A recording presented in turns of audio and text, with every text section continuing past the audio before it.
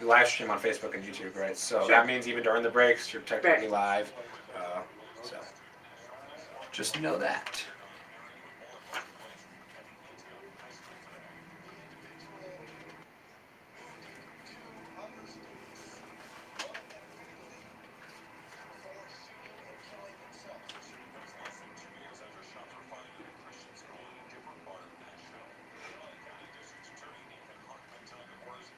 All right. Nice. We are doing call out at 3:45.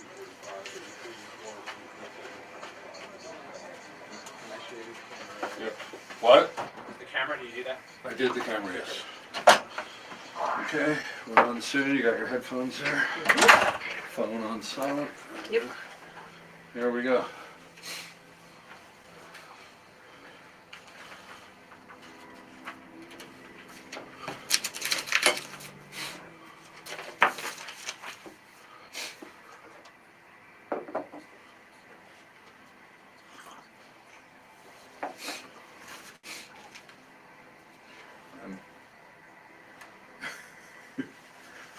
You get very close to the mic. It won't go up though. Oh, Oh, there we go. Okay, we're trying good. to bend it out.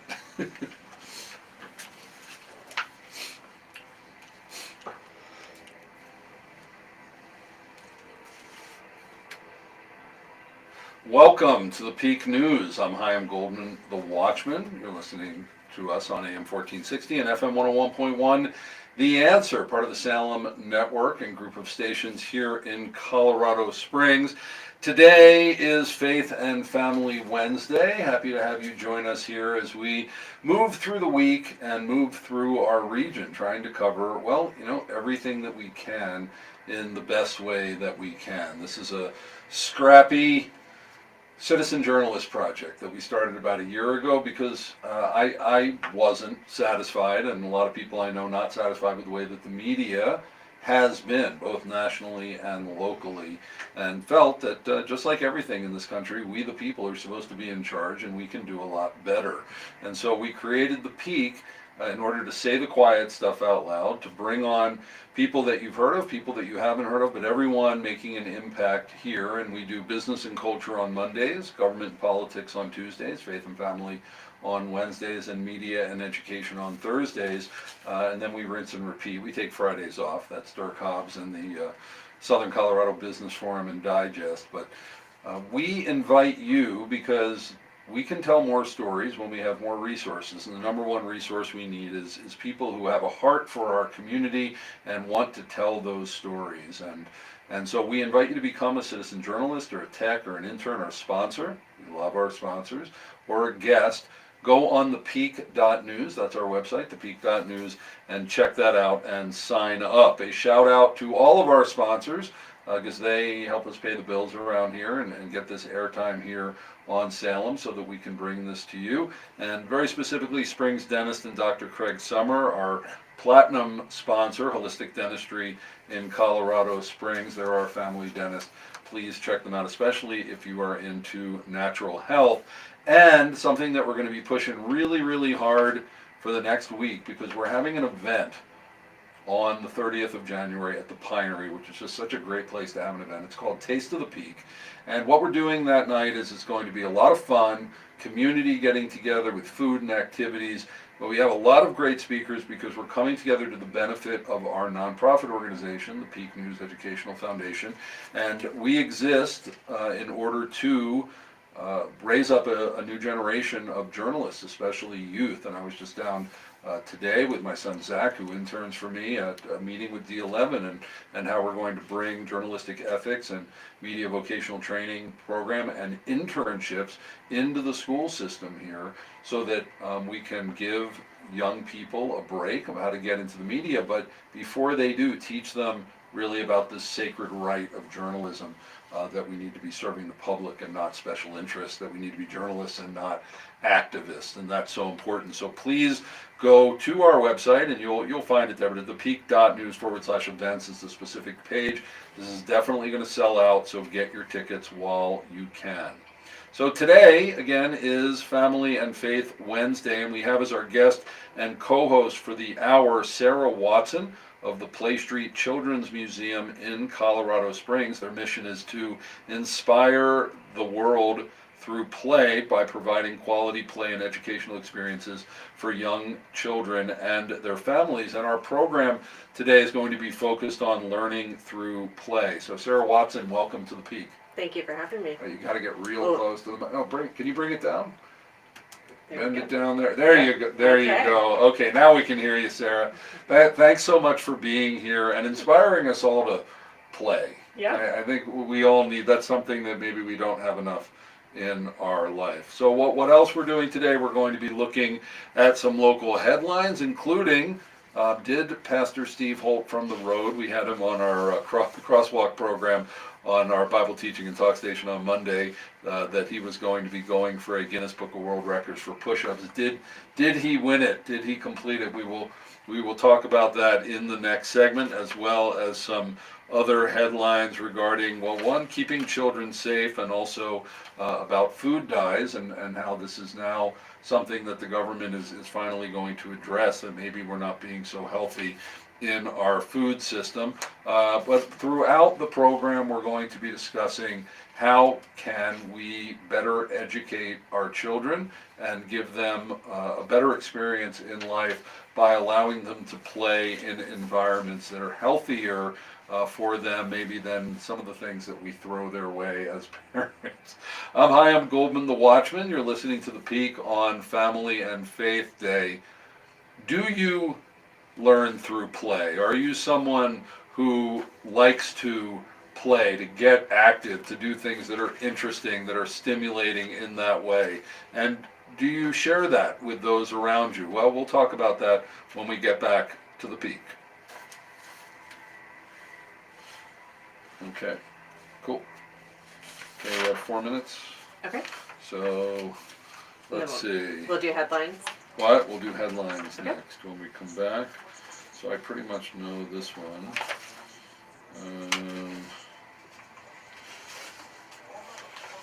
So with this one, why don't we just talk about, part of play of exercise. Here's a pastor who's inspiring, Yeah. people. He teaches on health a lot. Awesome. But so let's get into a thing of, inspiring us to stay young. Mhm. Maybe that's a stay young thing. Yeah. Can I get that article, Sure. this one back here, so I can just familiarize myself with it?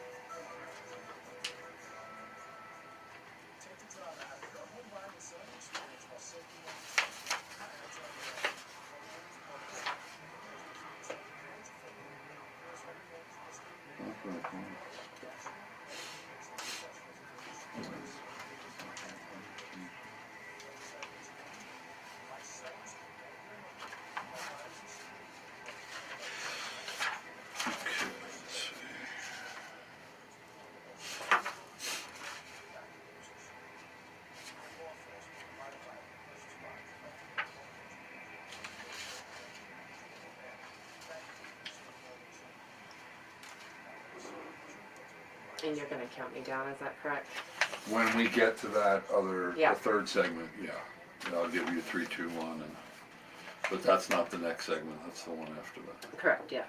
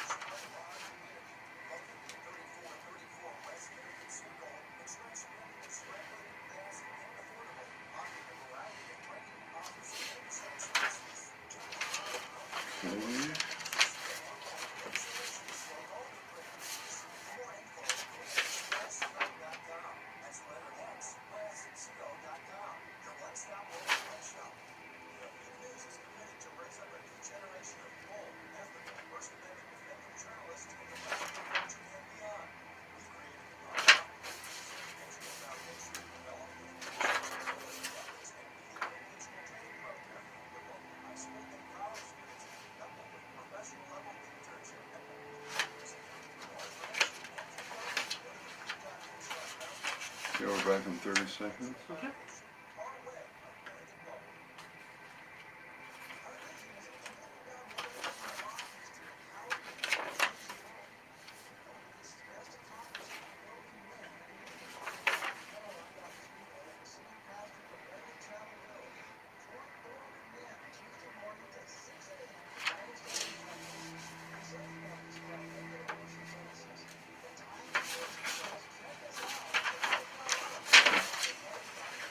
Okay.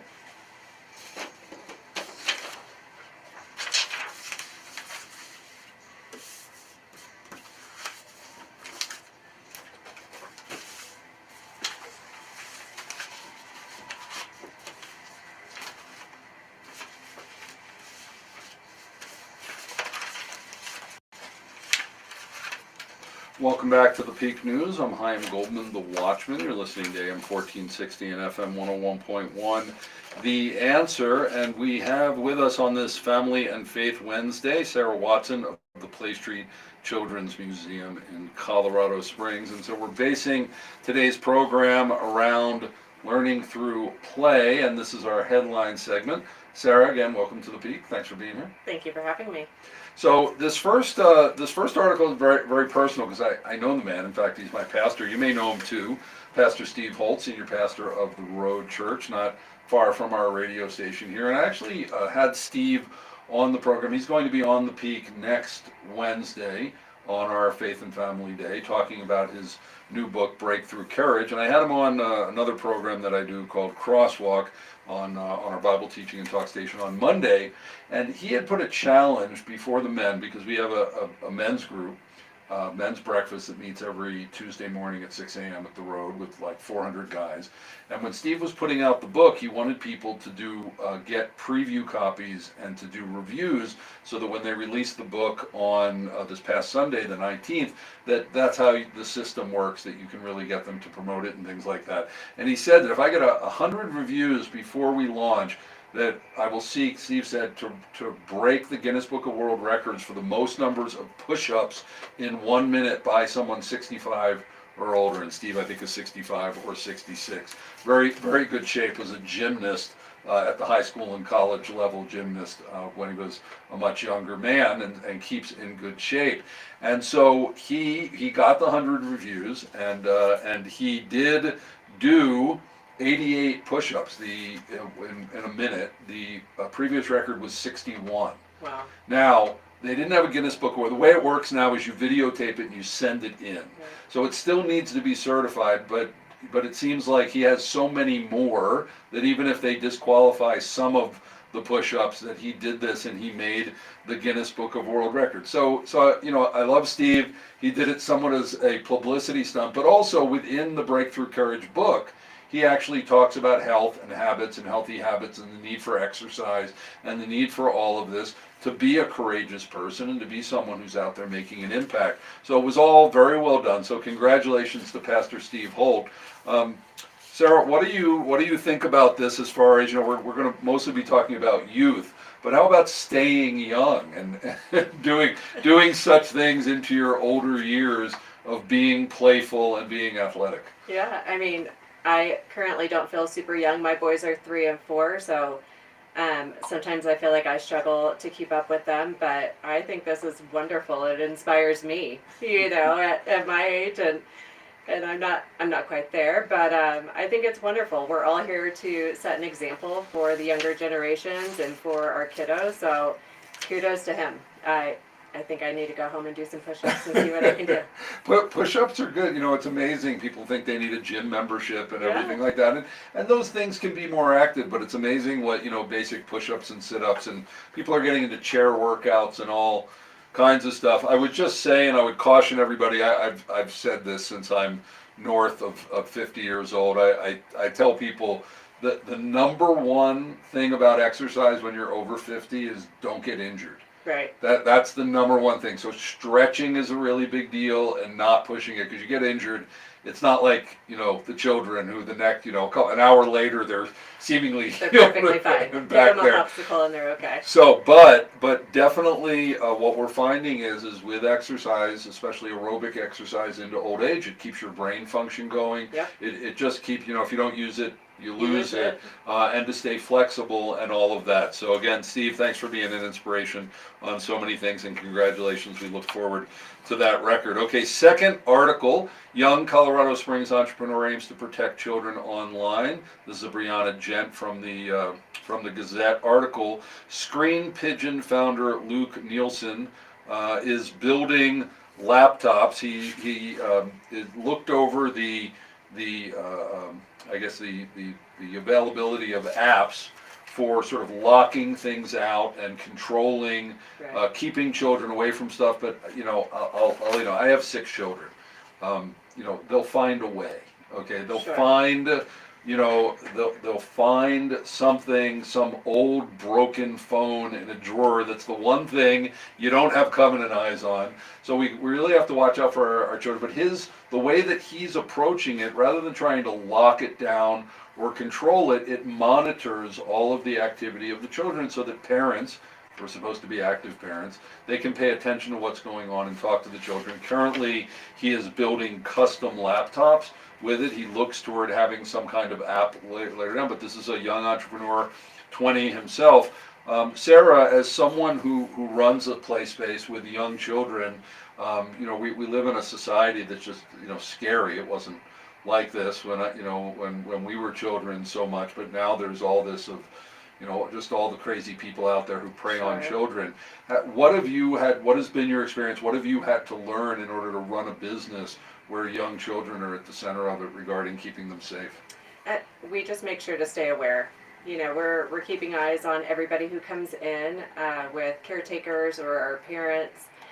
Sometimes we have people who are meeting them there. Maybe the play session has already started and grandma wants to meet them, so we make sure that we walk them to their group and make sure that they're secure. We have a gate that also helps us just keep an eye and making sure that the kiddos don't go out into the shopping center. You know, that safety is our top priority. But overall, I think as a community, we just have to be watchful and vigilant and keep everybody safe. Now, you also have a limited number of people, and so you don't We have do. people coming in and out constantly. Right, so we have the hour-and-a-half play sessions, which makes it a little bit easier to monitor, and we have a maximum of 24 kiddos per session, so that helps us keep things in a visual space for us. Were there any sort of, you know, classes, certifications, or anything, you know, or does the state, you know, come to you when you're getting a business license in this area? Do they talk to you about this or provide resources, or is it more just, you know, for the business owner to figure it out? On our end, it was on the business owner because we're not a drop-in, so we're not a daycare. We're a children's museum, so the caretakers and the guardians have to be with them at all times. Okay, so they're mostly, They're you're not assuming the liability. responsible. Yeah, So even, you know, within churches nowadays, it's still all the check-in, the children have a number, you need to Right. pick them up.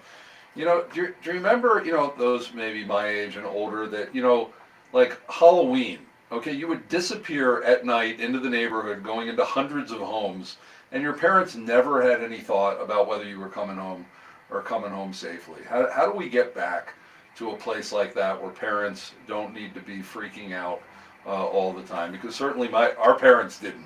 it must have been a lot easier to be a parent in an age. I guess a lot of it has to do with just the fact that you know, we don't sort of feel like a community, like we're looking out for each other, and everybody has to do it themselves. But anyway, I hope that we can come back to a place like that. yeah. I mean, maybe the times have changed too. For me, I enjoy doing those things with my children. You know, so it's not. I don't feel that they're unsafe, but I want to do it with them. Yes. Yeah. So lastly, this is something also to keep us healthy. FDA bans red dye number 3 in food decades after banning it in cosmetics. We have all of these things that we just feel we need to, you know, natural, the stuff that goes in. And when you see natural flavors and everything, that is synthetic. It's called bioequivalent. But after banning this as something dangerous to put on your skin, but they let us eat it for decades. They've banned it. And we're going to see possibly, with Kennedy, with RFK Jr., getting in there and doing this, but it's so hard to fight against the food industry. Sarah, we have about 30 seconds left. What's your comment on that? I'm excited. I think we still have a ways to go. There's definitely more red food dye than just number 3, but it's getting the conversation out there, which I think is wonderful. And I think more alternatives and getting back to like beetroot for food coloring is great. The alternatives are there, and I think the education is increasing, which is great. Yep. Well, we're either going to pay for it now for the additive or not, or right. pay for it with our healthcare system. We are here on the Peak with Sarah Watson of Play Street Children's Museum. When we come back, Sarah is going to talk about the importance of learning through play. Okay, this is 3.5 minutes. 3.5? Yep. Okay. You have your bullet points? I think so. Okay. So again, I'll give you the countdown, and you'll start to see how it's pacing. Okay. And how it's tracking, and just work it out till I give you 30 seconds and then finish it up. Okay. Are you okay with, I've got cognitive development, social emotional development, physical, language, and creativity? Yeah, I mean, it's your op-ed piece, so whatever it's for This you. is the one I'm most nervous about, but it'll be Okay, all right. well, but this is where it's like I'm not even interviewing you. This Oh, is okay. your God. soapbox, it's your blog post, it's your opinion,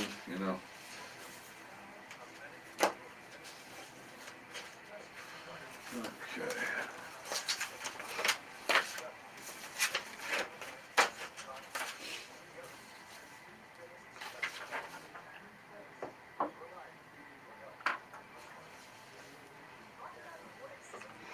Okay.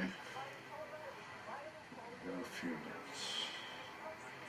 Let's see what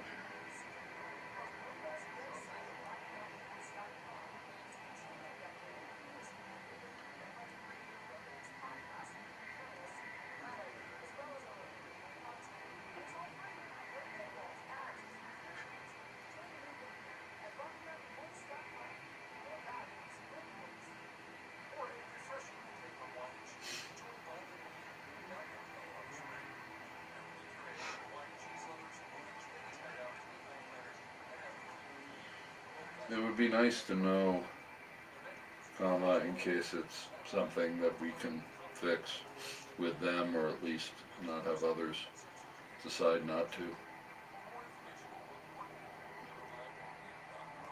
Do we have enough sweets at the event?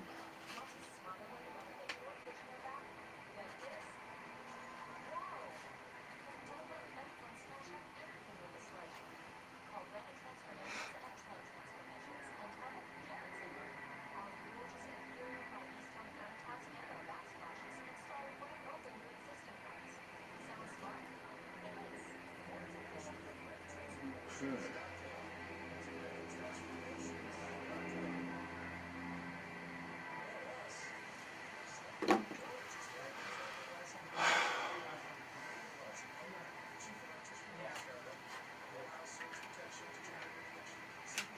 What is the age range generally for your? 1 to 8 is our target age range. And what is there a max? A maximum Age. age. That's tough.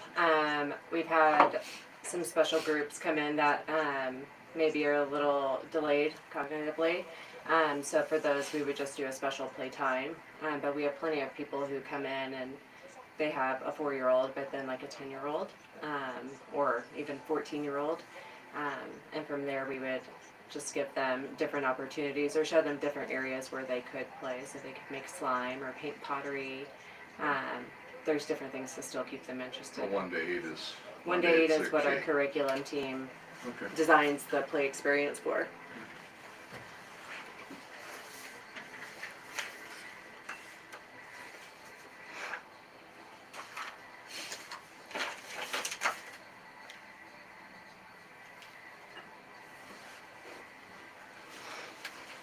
Welcome back to the Peak News. I'm Chaim Goldman, the Watchman, and no, we're not here to lie to you.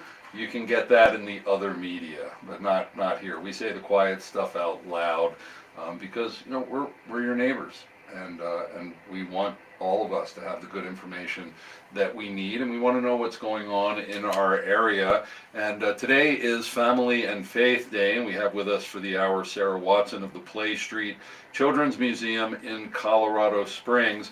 And in a moment, she's going to be talking to us about the importance of learning through play. But first, a shout out to one of our gold sponsors. Don't let multiple decayed, missing, or worn teeth interfere with your enjoyment of life. See Dr. Todd Pickle from Pickle Prosthodontics. I had to learn how to pronounce that word. Your board-certified dental implant specialist in Southern Colorado, Pickle Prosthodontics. And now, Sarah Watson of Play Street Children's Museum in Colorado Springs, the importance of learning through play. Sarah. Well, thank you for having me. For this section, I hope that I can speak to parents and caretakers and talk about the importance of learn through play, both for the kiddos and for us. As I mentioned, I'm the owner of Play Street Museum, but I also have two boys that are 3 and 4, so I have a unique perspective as both a parent who is in, that target age range for the Children's Museum that I represent. And so I'm in the thick of it in every area, but it is so important that we emphasize learn through play while they're young. Those first 7 years, they're like a sponge, and they're taking everything in, and it's all brand new to them. And I think our job is just to hold that space and container and give them those opportunities. I think as parents and caretakers, we're rushing. We have to get them up and ready for school or for daycare or wherever they have to go. We have to help them get their clothes on. We're kind of directing them all day long, right? Learn through play is where they get to be free and they get to make their own choices and their own decisions. And I think if we can step back and see that importance, then it's just a beautiful world. We talk about cognitive development. So while they're young, you may see them just using blocks or stacking, but they are problem solving. They are thinking about which shape can be placed where to make the tallest tower, and what do I need to do to stabilize to make it even bigger. I watch it with my boys with their Magna-Tiles, and it's just beautiful, and it's so important. While we may see them just playing with Magna-Tiles or blocks, they have a whole world. When we take them on hikes to, Garden of the Gods, we have the most beautiful hiking space, maybe in the country, and they're in the dirt, right? And we see them getting dirty, and we're like, oh gosh, they're about to get in the car, and they're so dirty. But man, if you take the step back, those sensory skills that they're learning is so great. They get to touch dirt or sand or sticks. They get to see nature and how nature works. It is just a really, really beautiful space. Learn through play also emphasizes the social and emotional development. So for an example, we have like a little house at the museum, and they get to play house. They get to cook in the kitchen space. They get to pick out what vegetables that they're going to use, and they have to work with friends that they've never met. So they're really getting those opportunities to build those skills that are going to last the lifetime, and this is their time to build that foundation. So if we can give them that opportunity to identify colors and work with friends, to touch things, we do a lot of slime, which is wonderful sensory development. I think if we can just step back and give them every opportunity at that ground level, then we just set them up for such success, and we give them that chance to take the reins and have their own agency and independence, which is also a really important part of their development. We're there for them, but this is their time to shine. How do you see the difference, just real quick? A lot of times play, there's so much book learning, especially with boys, they need to get out and run around. Absolutely. How do you see that even as, limiting development when we don't let them play? Yeah, I'm happy to see that. I feel like the education is kind of changing, and we're realizing that importance of giving them opportunities to move their body. So I just hope that continues. I agree. We have to move our bodies to be able to give our brain that space to really to grow and develop. You're listening to The Peak on Faith and Family Day. We're talking about learning through play. When we come back with Sarah Watson of the Play Street Children's Museum, we're going to talk about the importance of local play spaces. We'll be right back. Wow, that's loud. That was loud. That was, Okay, so this is just a 2-minute break. I'm good. And now we're on page 4. So Yeah, you can we're look over good. those questions and think about. So, so we'll have about 2 to 3 minutes for each one. Okay. You know, we'll move through That went and very budget fast. them and make sure. Yeah, it always does. Yeah. It goes by quick. So, and we'll leave a couple minutes at the end for, for to talk and, your hours, your programs. Sure. Do people just pay for coming, or is there memberships, or what? We do a play pass, but it's mostly just entry for kiddos only. So it's $14 for kids for the hour and a half. It includes Okay. a snack at the end, no dies. Okay. Plenty of allergy options. But yeah, it's the hour and a half. Our curriculum team has curated that whole experience for them. So it's the Great Outdoors theme. They start at the general store, they pick out their groceries, then they go to the lake house and they make their food, then they go on the canoe and pretend like they're, So is there a downriver. specific pattern to go through, or they get? There can be, but Okay. it's kids. They Right, get to pick, okay. and then we have our daily enrichment tables where each day is different. So Monday is music, Tuesday is So creation. you switch it up. So We when do, people come. yeah. So we involve some of the STEM aspects of it too. And anything with families with multiple children, is it just 14 each, or is there some It's kind 14 of? each, but that's when the play pass comes in. We do offer a 5-visit pass. Yeah. Okay, Yeah. we're back in 25.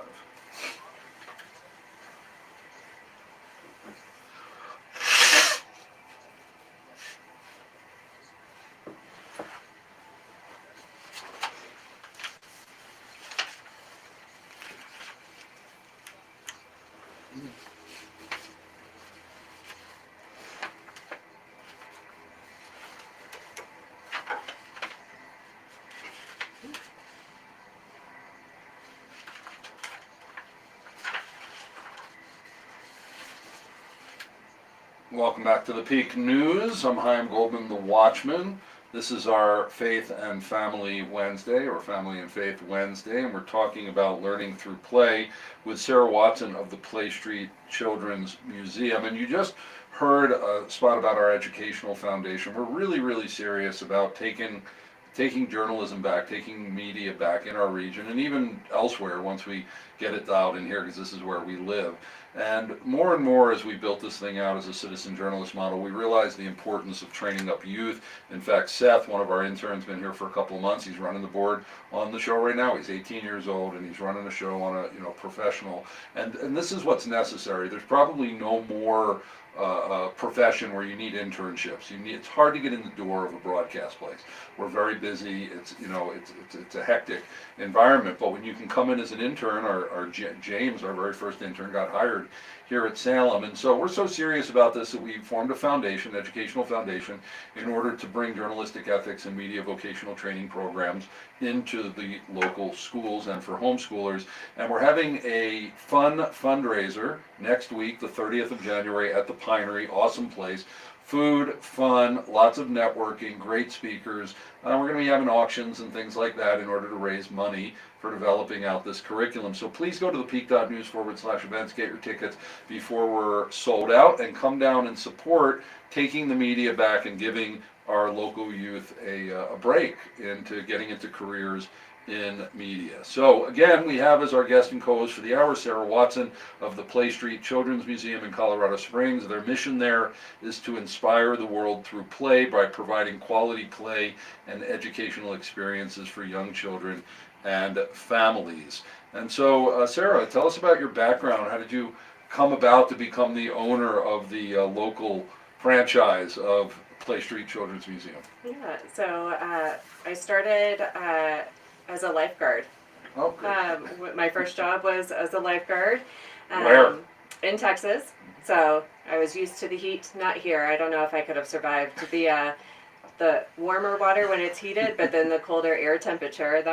That's tough whenever I take my kiddos. But I went to Texas State and I got my degree in recreation administration. And from there, I worked for a municipality doing parks and recreation. I ran our local youth council, which was a ton of fun. I did a lot of sports programming. I helped with summer camp, so I've always been involved with youth development. When we moved here, I was a stay-at-home mom, and I had 2 kids. My kids are 13 months apart, so I was looking for places to take them. It was cold. I was not used to it, and I've got these 2 babies. And I looked online and found the Play Street Museum, and I took them with my sister because I was nervous to take 2 little boys to a museum. I was like, oh gosh, they're going to break everything. You know, I had this vision. And we went, and I just loved it. So from there, I was looking to get back to work a little bit. I wanted some flexibility so I could still be present for my boys and take them to school and pick them up. But I missed like activating that work brain. So I was looking to maybe open a different location elsewhere, and I went through the initial screening and passed, and they said, well, you know, this location just went on the market last week. Oh. So it was kind of like the stars aligned. It was what I was looking for. I took ownership last February, so February 1 will be a year. It's been a lot of work, but I've loved it. Fantastic. So let's talk about play spaces here. Sure. You know, everybody sees the McDonald's ones, Sure. you know, that they closed during COVID. But that, you know, parents need places, especially in the winter time. I mean, we just had -10 Right. degrees for the children to be able to run around. Not everybody has a big enough house Yeah. or everything. And, you know, kicking the children outside, that's good to do. But we also don't want them to just be meandering around. We want this level of education and enrichment while at the same time letting them go. But there aren't that many in the Springs, and also that are focused, as you even call yourself, a museum, not not a place that's just for stimulation or to give mom a break. Because it's not daycare. It's active learning, but in the play space. So talk about where we're at in the Springs regarding play spaces for those who are in the single digits age-wise. I think it's increasing. I look at it more from the perspective of giving kiddos an opportunity versus us needing a break. I think we're still programmed to do a lot, you know. So the number one thing I hear at the museum is that there just aren't a ton of play spaces in town, and I think it's increasing. But it is tough when you have young kiddos, especially when they're napping. You know, I don't know if it's your experience, but for me, it's taking 15 to 20 minutes to get kind of anywhere in town, at least as far as kid play spaces go. So if you have kiddos that take a nap, man, that's really hard to build into your day. You don't want them to fall asleep in the car or have crazy meltdowns. So yeah, I think it's increasing. I think people are seeing a need for low stimuli play spaces also, and I've seen them popping up more and more, but I hope it continues. I hope we get to have plenty of play spaces within 10-15 minutes that are great for the kiddos. So we're not talking about, like, you know, flashing lights and frantic activity. We're talking about learning while playing. So Yeah. so explain that. Why is that? I guess it's kinesthetic learning is you know, the actual moving of your body while you're learning. Talk about that and why that's so important, especially for young people. Yeah, I think I'm not a scientist. I'm not, you know. Okay, disclaimer. Yes, I'm not giving any kind of medical advice. But when we can give the kids opportunities to learn without screens or flashing lights or that high stimuli, then we're helping to build that foundation for them. I know we're also seeing a lot of kids with anxiety very early on, and a lot of it is because they're just exposed to so much. And their little bodies are not designed, you know, to take that on. Our bodies aren't fully designed to take that on. And I think we're starting to see the kind of the aftermath or the ramifications of us always being on our phones or being on screens. So I'm just grateful to be able to provide an opportunity that kiddos can come and learn and play in a clean environment. We call it Play Street Clean. So on top of being a children's museum where it's all learned through play, we also are cleaning multiple times throughout the day, and we have high sanitation standards. So we really get to provide that opportunity for kiddos who may not otherwise get to go to other play spaces, which is awesome. I think again, not a scientist or an expert in everything, but Colorado is the top state for support services for the neurodivergent community.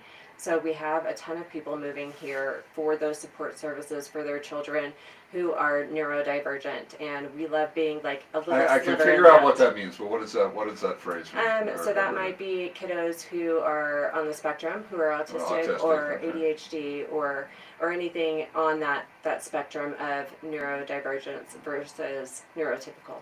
Okay. Yeah. So how is your location, Play Street Children's Museum, how is it different than a playground? How is it different than a museum? How is it? What kind of experiences are there? Yeah, so we are a museum. We're just a small format children's museum, but we have a full curriculum team who has curated that learning experience.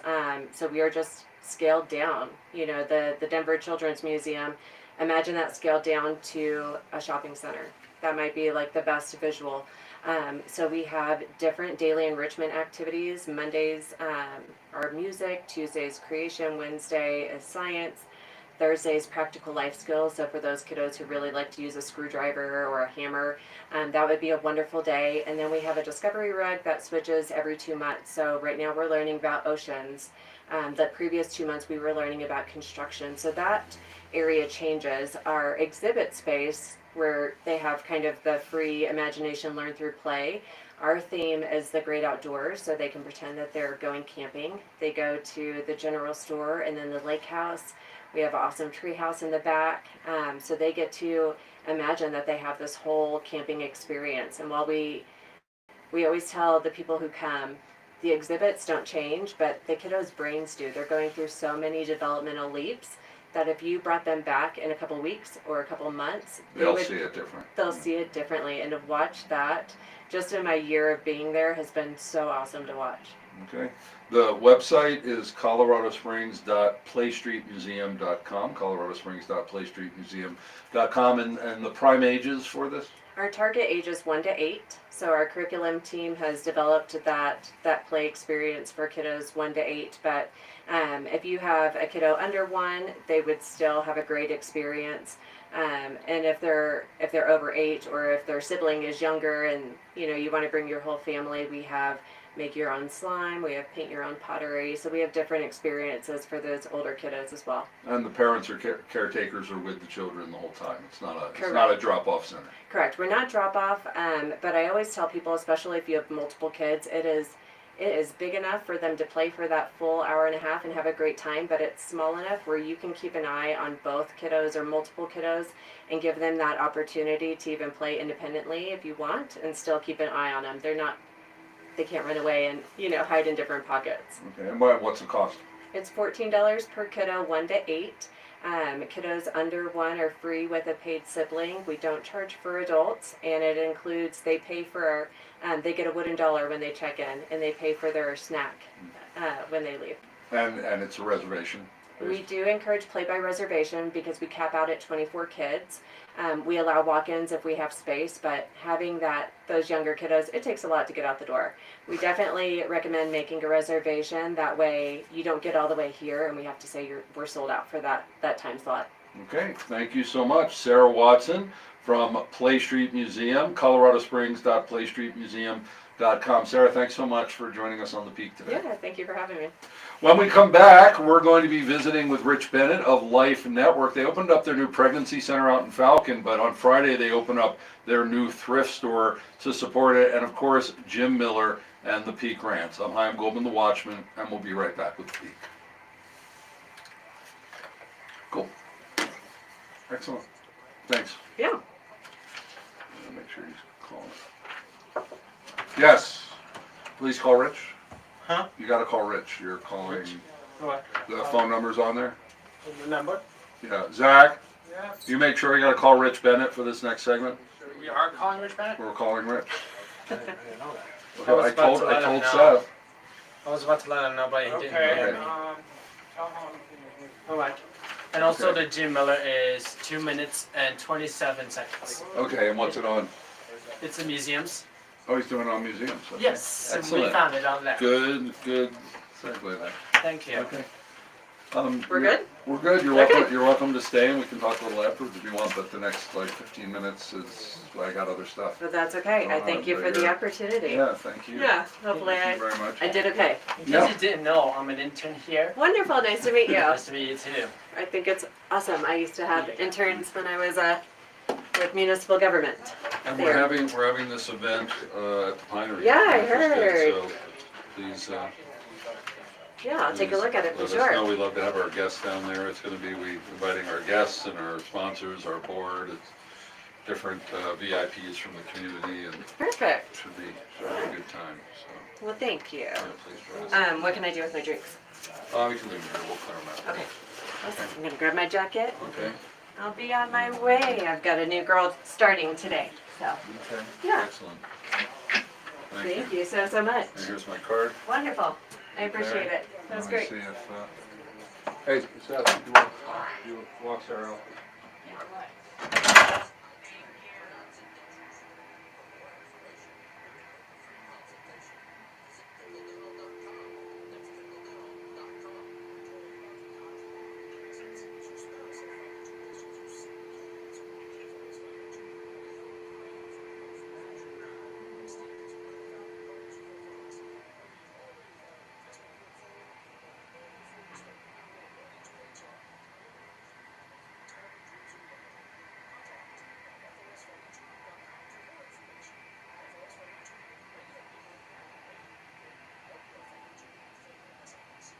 Express Mining is your one-stop family-owned print shop in Colorado Springs. In business for more than 30 years, Express is part of our community.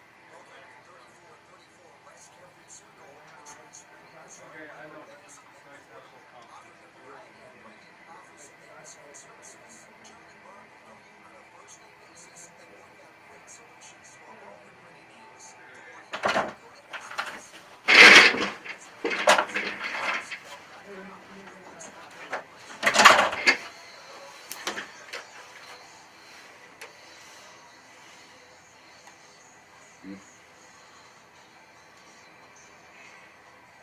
Are we?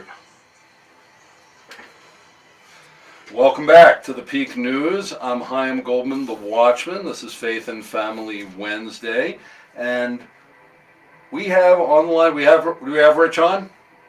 Is he there? Rich Bennett? Is he on? I can't hear him. Okay, Rich, are you there? There you are, my friend. Excellent. So we have on the line now Rich Bennett of Life Network, which is a great organization here in the Springs. They opened up their 4th pregnancy center out in Falcon a couple months ago near the Walmart. And on Friday of this week, in a couple of days, they are opening up their thrift store just next door, which obviously complements it. It's a service to the community as well as a benefit to how they pay the bills there at the pregnancy center by having a thrift store, as well as all the generous donors. But Rich, before we get into the new thrift store, tell us, how has the new pregnancy center been going out in Falcon? Well, thanks, Chaim. We opened that center in early November. Just a few weeks in, it's already up and live. God opened the doors there at that intersection of Virgil and Whitman. In fact, I think it was the first week we had a woman that was in the drive-thru, the McDonald's drive-thru, in front of that clinic. And she had ordered the abortion pill online. Was in the McDonald's drive-thru, picked up the order, and saw our pregnancy kit. She drove across the parking lot. We saw her, and now, instead of her being on an abortion journey, she was on a motherhood journey. And so, just the proximity of location and just the plans that Lori's put ahead of that clinic, we're already seeing that come to fruition. So, yeah, we had more than a dozen patients last week, and it's continuing to go to more and more limited beds. It's unexpected pregnancies on the east side of our city.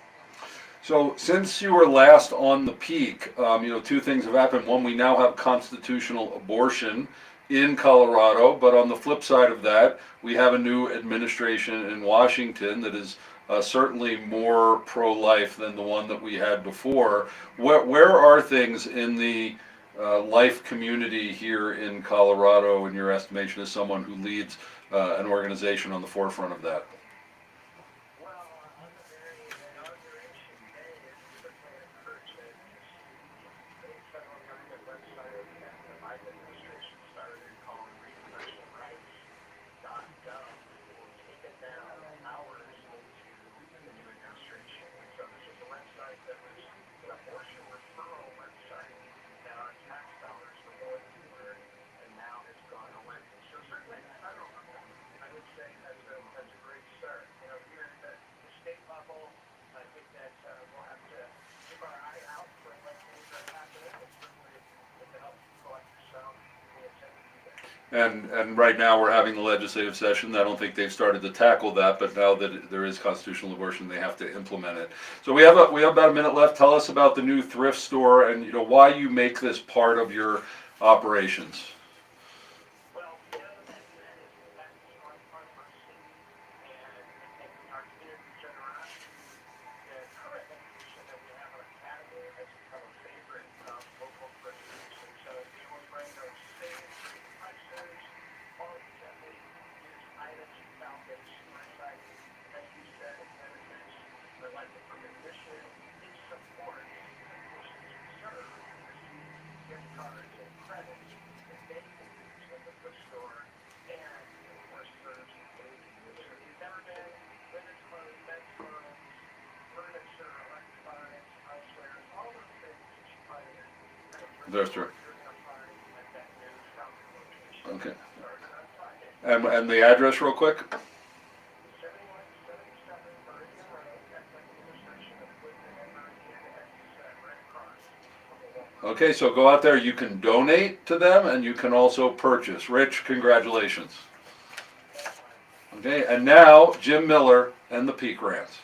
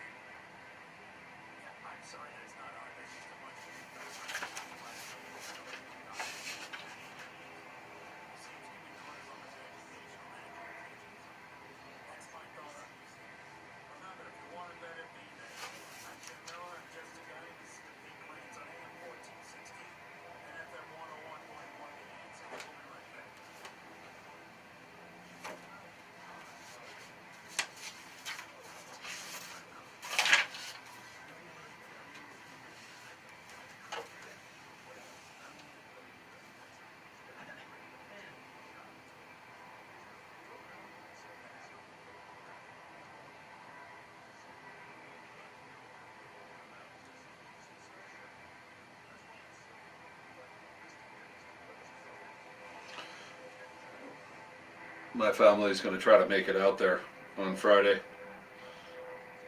So hope to see you.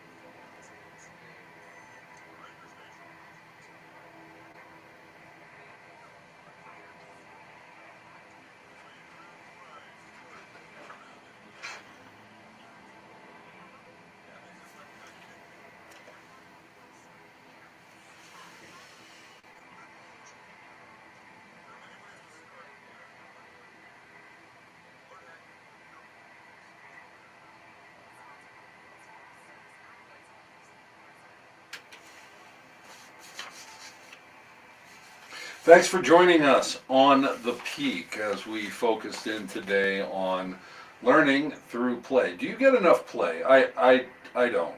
I have a bunch of children. They're not so young anymore, but it's really good to get out. It's good to take a break. It's good to remember, what we're fighting for and what we're living for. So I want to encourage you, whether you're learning or not, to get some play in your life. I enjoy being on the radio here, but it is a lot of work and it is very stressful.